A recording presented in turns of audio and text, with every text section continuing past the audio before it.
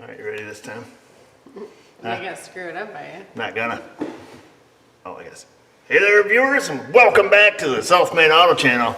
So Mrs. O's van left her hoofing it this morning. She come coasting into the parking lot and didn't have to walk too far, I suppose, from the parking spot to inside, but it could have been worse at -7 degrees this morning.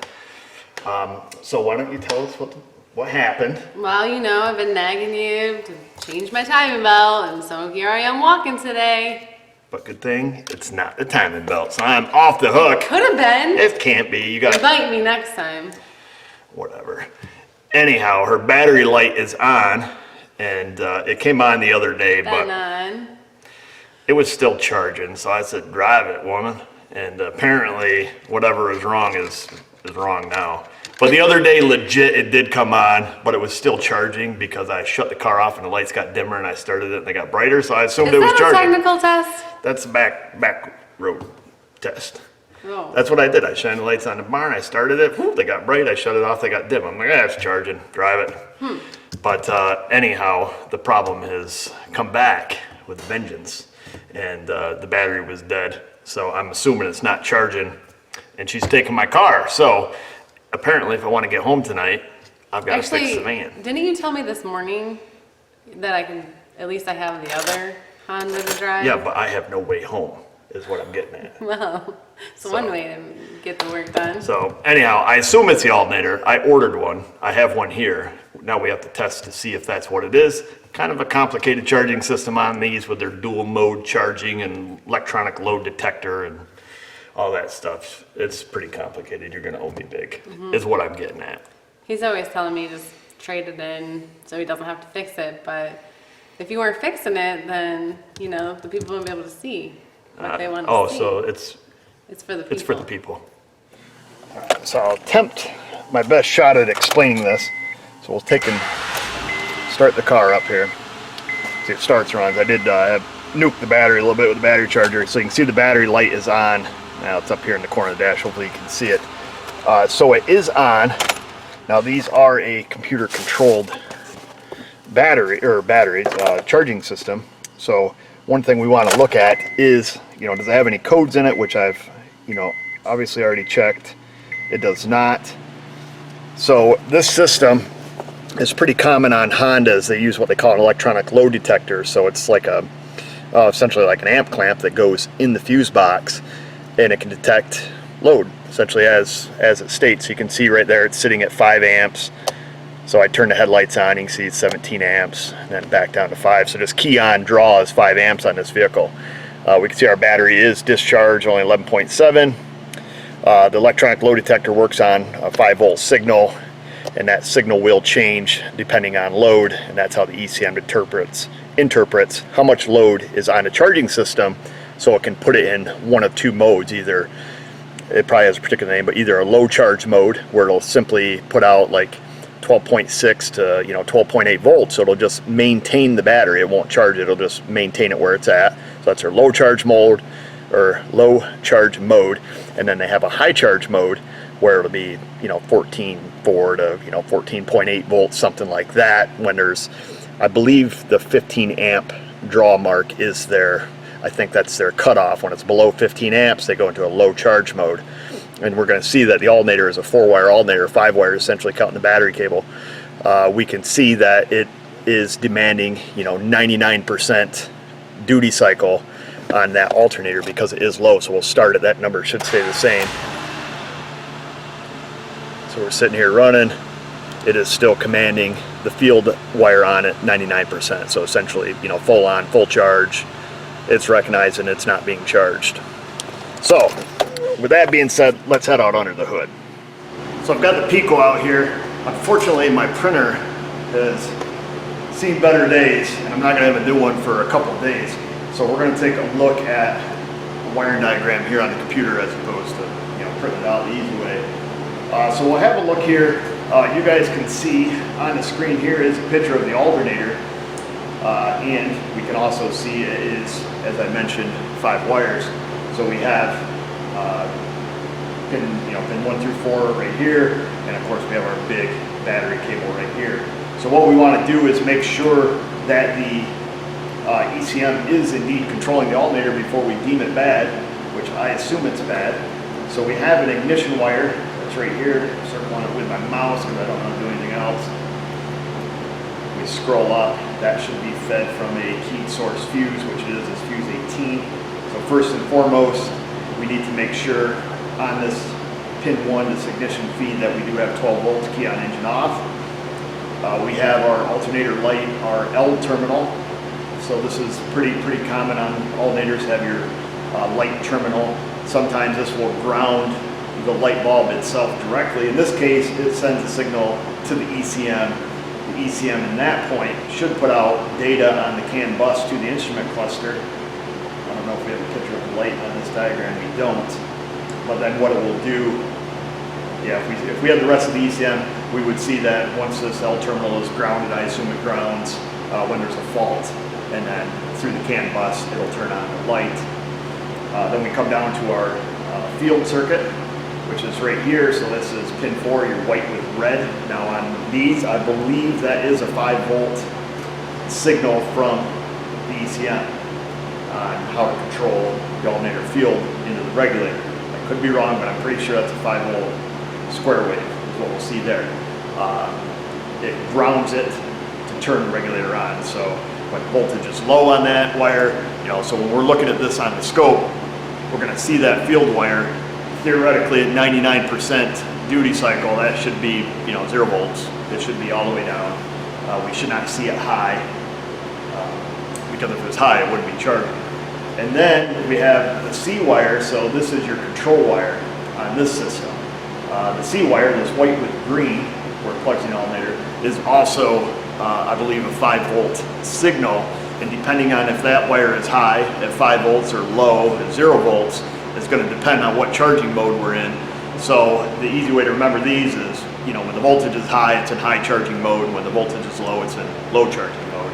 So I'm expecting to see, when we plug into this with the scope, on our alternator C wire here, I suppose we're going to see 5 volts on that. Our field wire, I'm not going to be surprised if that stays at 0, and the only other wire we're going to check is our ignition wire, which should be battery voltage. We've seen on the scan tool it was 11 point whatever, 11.7. That's kind of irrelevant at this point. So that's what we'll do. Let's get the scope hooked up. I got my leads over there. I'm going to make sure everything's plugged in, and we'll do some quick checks before we deem the alternator bad. All right, so I got the scope hooked up here. I got the key on. So what we're going to look at, I'll try to toggle back and forth here between the wire diagrams because I've got to double check myself where I have things hooked up. So we'll have a look here. The blue trace, I'm going to double check here. I have hooked to, it should be this pin 1. So that's black with yellow. Let me just take a peek under here and double check. So yes, so the blue trace is the black with yellow. So we should see key on, engine off voltage, which we do. Which, what's that, sitting at about 11.64 volts, okay? And then we look at, we'll come back down to channel B. So this is our red lead there on the screen. And channel B, let me just double check where I had that hooked. I didn't take good notes. Looks like a white with something. White with green. We have white with green, so this is our charge. Oops. So white with green, this is our channel 2, this is our alternator C signal, so it's going to be the control. So we expect to see 5 volts on that. Remember, when that voltage is high, it's in high charging mode, which it is currently. We can see that that is at, got to be close to 5 volts anyways, maybe a smidge over. That's at, yeah, about 5 volts actually, right on the nose. And then we come down to our last wire, which is our green trace, channel 3, and we can see that's actually at 0 volts. And that one I have hooked to right here, the alternator field wire. Low voltage, it's being commanded, we've already seen on scan tool at 99%. And it doesn't strike me as odd as being like that. So what we'll do, let me flick back over here. We'll take and start it up. I don't suspect we're going to see a change in anything. Maybe a bunch of added noise, perhaps.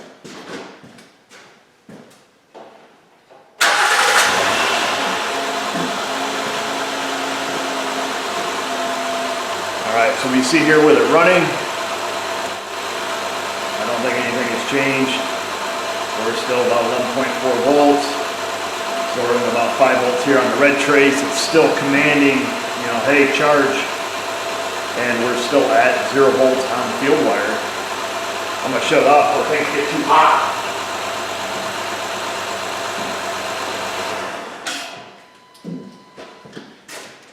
So you can see it's I mean, that's a pretty quick test. You know, back probe the alternator, make sure everything looks like it's there, make sure it's functioning as designed. Now we do have to make sure that the battery post that's hooked to the alternator is good. You know, I doubt it blew a 150 amp fuse or whatever they run on 100 amp. So we're gonna make sure we have battery voltage at the stud, which I guess we can do. This is probably the most improper way to check it. With test light, I don't suspect any problems here. I'm just gonna pull the rubber cap off it. Should be using a higher amperage test light, but right, technically we should be doing a voltage drop test, but if there's no current flow, there's not gonna be a voltage drop. So we're just gonna make sure that we have the 12 volts where it needs to be. Let's do my super test light. Love this thing. Clamp it on the intake. Go down and touch it right in the center of the stud. The light lights up. I'm happy with that. Let me just start it and check that real quick. Doubt we have any problems there.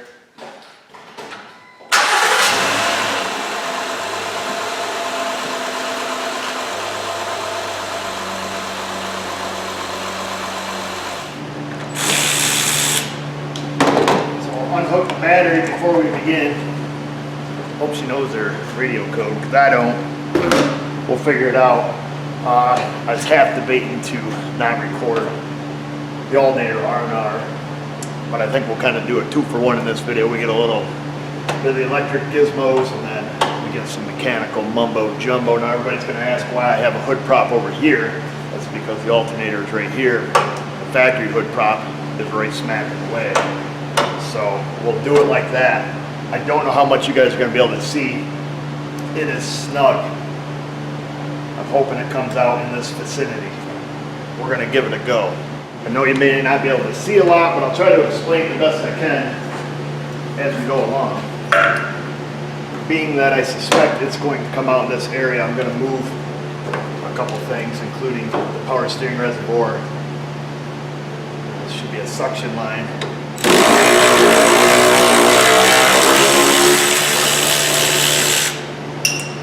It's just too hard to get the camera shoved down in there. But that should give us some flexibility there. I'm assuming once it comes up, boy, she's gonna be tight. That wiring harness right there. I'm thinking it'll fit out in that direction. Maybe I'll take the washer jug and move that over just a smidge. Yeah, that's going to give us some room. I'm hoping right here. That's my hope and my dream. I think book time is just shy of 2 hours. And I ain't getting paid for this job, so we'll take any shortcut we can get. Let me grab something to loosen that belt tensioner. My camera battery says I've only got 41 minutes left. So Honda belt tensioners are a mother. You just got to hold steady tension on them. They got a little hydraulic dampener.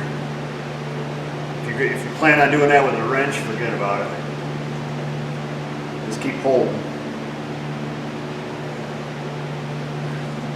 Slip it off the power steering here. Let it back. Yeah, those things snug. They got, like I said, they got like a shock absorber on them. We're not going to fish the whole belt out. The belt does need to be replaced. But we'll do that when we do the timing belt. Whatever that is. So we'll stick that to the side. So if you're down there looking for the belt tensioner, you're going to see 2 idler pulleys, and then there's a cast like nut that sticks out. It takes a 19 millimeter. You're going to have a ratchet at least 2 feet long, you know, probably, you know, maybe a 1/2 inch ratchet, something long so you can just hold steady tension on it and that'll come off on you. We're going to take and remove the wires from the alternator now. Just stick that hood prop over there. There is a bracket on top of the alternator that the wires Y off from. We get an extension. Get a little wobble extension here. Stick that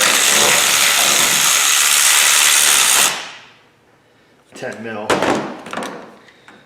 The famous 10 mil. The one that always grows legs. So there's that now. It looks like probably a 12 on the nut that goes on the alternator. It's going to be for the battery cable.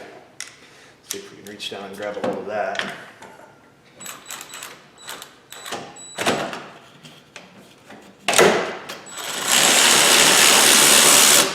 That came off just lovely. Let me get a magnet. I think there's a wire, the wires that run down to the connector that we were testing. There's another wire that runs beyond those. I think that's going to hinder us a little bit. Let me find out how to get this connector unplugged. There she is. I'll show you that once we get the alternator out of here. The wires that we were testing, the blue connector has a little push tab on it. You give it a pinch and give it a pinch and a pull. Baby.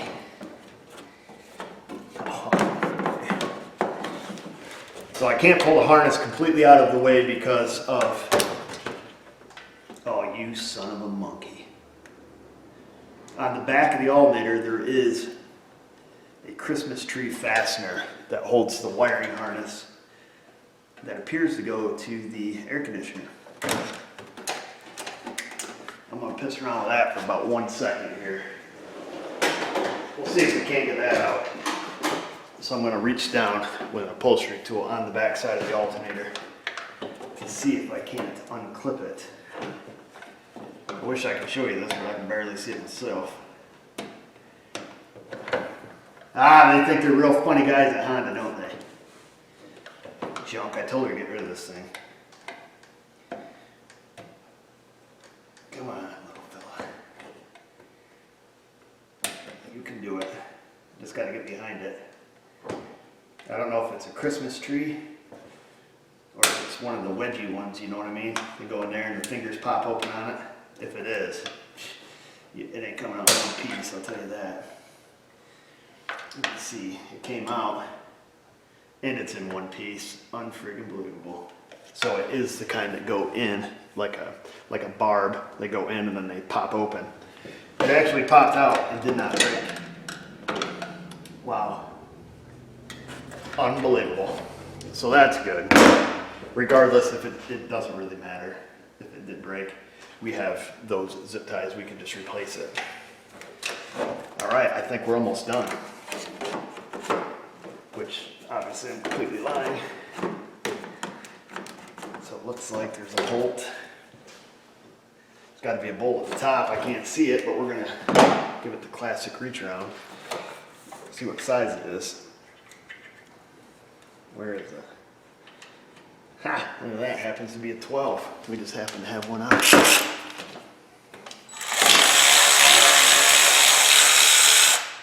I get questioned in my last video, why is there a DeWalt battery on a Milwaukee ratchet? This is actually a DeWalt ratchet. It's made for Mac Tools. I do not believe that DeWalt makes it in their house brand. So this is the bolt that was holding the top of the alternator in. Stick that to the side. It's easier. So right next to the alternator, so this bolt goes through the alternator into a metal bracket.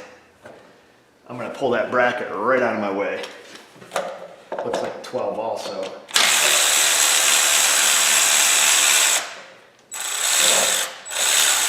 Oh, I'm going to drop it here. Very gingerly. So there's that bolt. Now that holds on this metal bracket. I believe there it is. That goes like that. This is where the wiring harness bolts to. That's what the alternator bolts to. So we will set that little jabroni to the side. And now we should be home free. Looks like a 14 millimeter way down yonder. going through the bottom of the alternator. How many times can I say alternator in this video? You guys can turn it into a drinking game. Every time I say alternator. So I'm gonna try to reach way down there. Looks like, I think it's 14. Better be, 'cause that's what I picked. Oh yeah.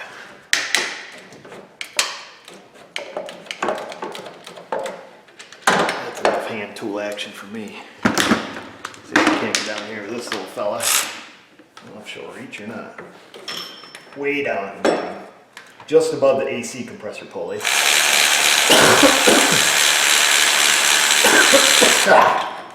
Ooh. That bolt is out. She's a long dong. There it is. I think that's the only bolts holding this thing together. Oh yeah, she's free like Willie. Now the big problem is the shim, or the spacer that takes up space when you tighten up the alternator, is not in the alternator. It is part of a bracket. You don't want to get down here and start prying around. I'll tell you that, because if you snap the ear off that aluminum bracket, so wiggle and pull, ooh baby, it's loose. Fingers crossed, we got to see if it fits out this hole. That's why I'm hoping she does. So we're going to move some stuff to the side here. Lots of wiggle room. Come on, come out for Mrs. O. And for me, because I don't really want to work on you.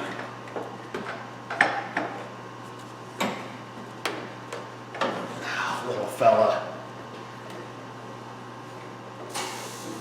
Oh, man. I think I'm going to give the suction line a little tweak down here. Seems a little stiffer than I thought. Maybe we won't be tweaking it.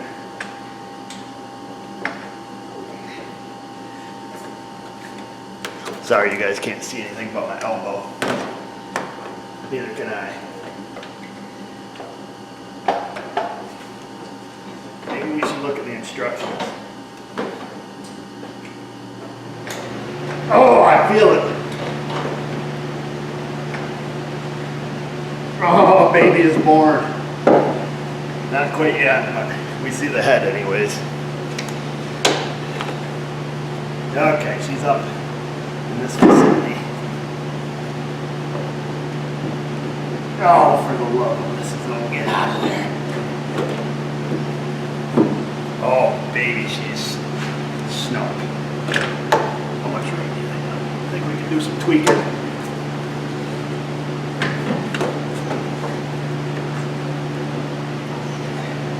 Come on, you know you want to come out. I don't want to tear the whole damn car apart.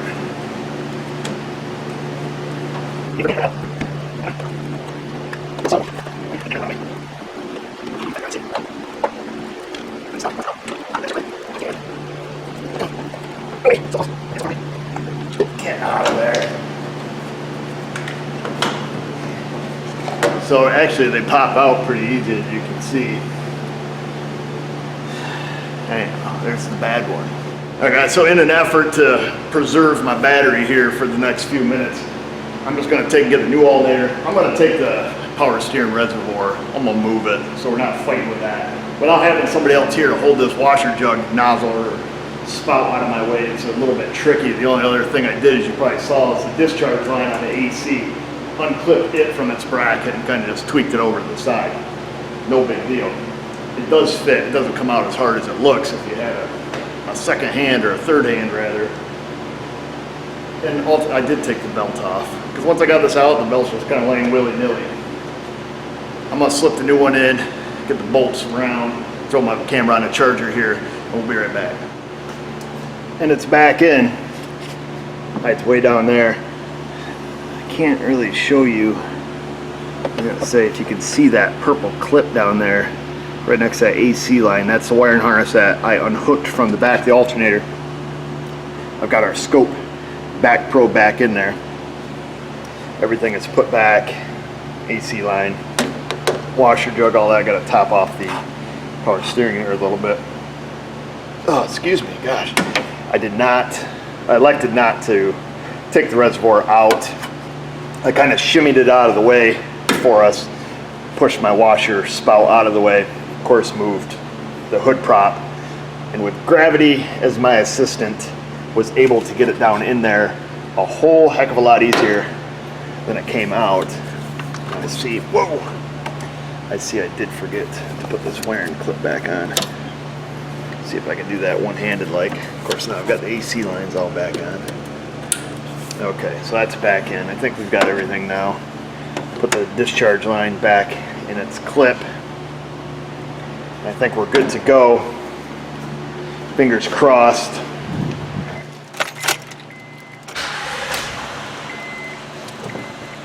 All right, battery light's out. That is good, so we're gonna come back in here, see where we're at. So we can see our ELD's running about 20 amps. Flip the headlights on here. All right, so that's definitely working good. Our battery is obviously charging. Give her a little rev up here. Holding steady, alternator duty cycle, so it's gonna be on our field wire about 50%. So let's go have a look at some known good data on the scope. Sorry about the background noise, furnace on, cars on. I'm trying to yell because I have the camera so far away. But I've got our scope pulled up here. I'm going to show you guys that. So we'll take a look at that. I hope I put the wires back where they were. So we can see here our blue trace is our battery voltage. So this is hooked to the ignition input there. And that's about 14 volts, 13.9. We can see that our red trace I have hooked to the white and green wire. Made myself a note. So that is hooked to this alternator C, which we talked about. This is the one that's going to tell the alternator which way to charge, high mode or low mode, we'll call it, for lack of a better term. And we can see that that is still high. So I see that is around, looks about 7 volts or so. 7.4, I guess it would be. 7.5 volts. I was thinking in my mind that that was a 5-volt signal. I must be wrong. But we can see that it's high, it's charging high. And then down here, our green trace is our duty cycle for the field wire. Now I have the green trace hooked to the white with red stripe, which is this one right here. So it's our alternator. This is commonly referred to as our F terminal.